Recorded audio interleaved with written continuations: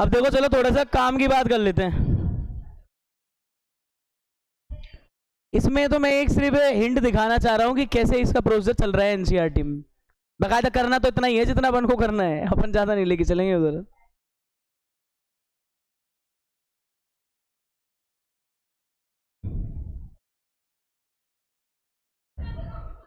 ये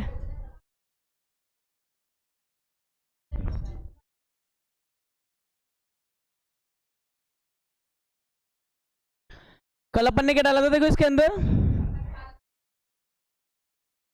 स्केलर कहाँ डाला था,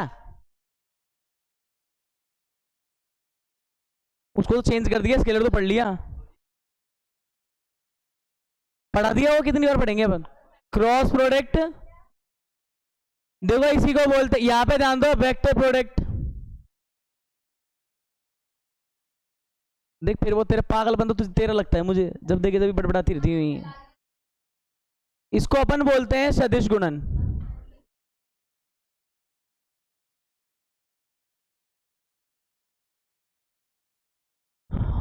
क्रॉस प्रोडक्ट यही रह रहा है अपना, क्रॉस वाला रह रहा है, कैंची की तरह क्रॉस, है ना। ये इसको कुछ भी बोले, कैंची गुणन, तिरक गुणन, सब इसी के नाम है। हिंदी में बहुत सारे नाम है, ये यहाँ पे याद रखना है, वेक्टर प्रोडक्ट और क्रॉस प्रोडक्ट। पहली बात तो बता दूं,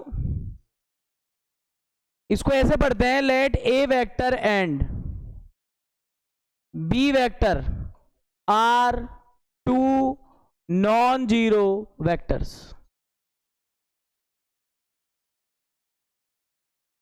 theta is the angle between A vector and B vector. Scene ऐसा बन रहा है देखो कुछ इसका, ये मान लो ए वेक्टर है, यहां वाला बी वेक्टर है, तो इनके बीच में ऐसे एंगल बन रहा है। एंगल थीटा कैसे बन रहा है? ये बन रहा है ए टू बी। ये इसके बारे में बातें कर रहा है। क्रॉस, क्रॉस का मतलब क्या हो गया यहां पे? ए वेक्टर क्रॉस बी वेक्टर, ये निकाल रहे हैं। इसको वेक्टर प्रोडक्ट इसलिए कहते हैं, या फिर कह दो इसको सदिश गुणन इसलिए कह दिया जाता है क्योंकि इसके गुणा करने के बाद जो रिजल्ट आता है वो एक सदिश होता है, ना कि अदिश।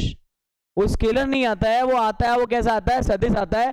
इसका मतलब आपके अकल में ये बैठ जानी चाहिए कि एक गुणा ऐसा है जिसको गुणा करने पर वही आई कैप, जे कैप, के कैप, इस तरह के उत्तर आएंगे। इसमें वैसे नहीं आएंगे 36, 45, 46, √10, √20, इस तरह के उत्तर नहीं आएंगे। इसके अंदर कैसे आएंगे? आई कैप, जे कैप, के कैप, एक वेक्टर की फॉर्म में आएंगे। इसलिए इसका नाम क्या रखा गया है? वेक्टर प्रोडक्ट, है ना। देखो क्रॉस प्रोडक्ट, वेक्टर प्रोडक्ट, सदिश गुणन, इसके बारे में क्या है?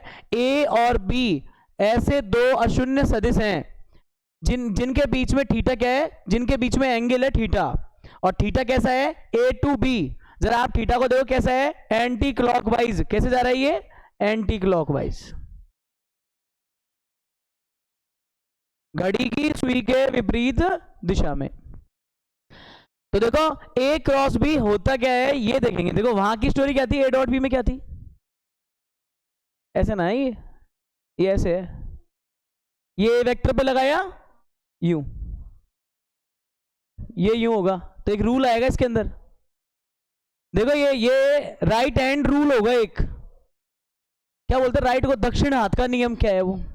तो ऐसा होता है कि एक वेक्टर पे अपनी हथेली को रखो, यहां पे ये देख रहे हो ना ये सीन, ये इसलिए बताया जा रहा है हथेली के अनुसार, इस तरह से किनार, ये वाली साइड वाली, ठीक है। अब आप सुनो, पाम यानी हथेली को ऐसे रख लिया ए वेक्टर को, और अपनी उंगलियों को कर भी कैसे फोल्ड करना है? Anti clockwise. तो अंगूठे की डायरेक्शन जहां होगी वो रिजल्टेंट वेक्टर की डायरेक्शन होगी। ये क्या है? अजीब आदमी है। मैं सिर्फ ये बोल रहा हूं, इसको यूं करने के बाद इनको उंगलियों को बी की डायरेक्शन में मोड़ो, ए टू बी।